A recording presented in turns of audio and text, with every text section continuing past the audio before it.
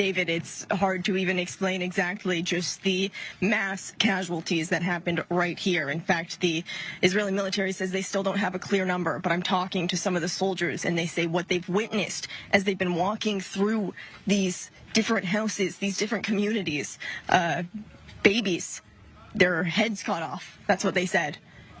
Gunned down, families completely gunned down in their beds.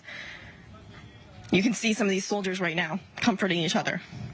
Many of them reserves who jumped into action, leaving their own families behind as well, not knowing the sheer horror that they were about to come to.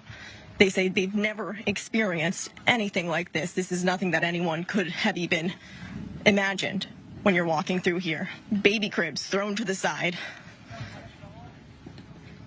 Doors thrown wide open. Still some Israeli bodies still here because the fighting in this community just ended just recently. So many of these troops are still going house to house, door to door. It's taken them sometimes 30 minutes, 40 minutes, because many of these houses are also still have grenades in them, booby traps. In fact, as we're trying to get closer to some of these scenes, we're being told, no, get back from some of these Israeli military because there are still grenades in the area. I want us to keep walking through, continue to kind of see the destruction that's happening on the ground here.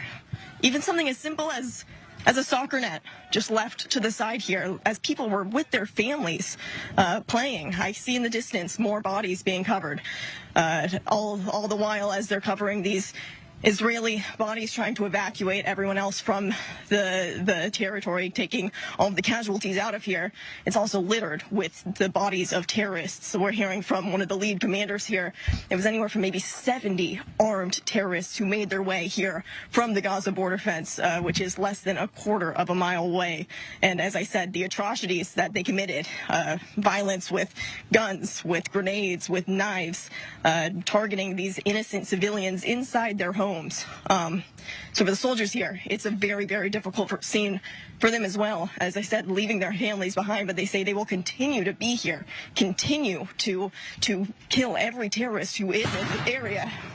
You can hear we're very, very close to the Gaza Strip, so we continue to hear artillery firing overhead as well.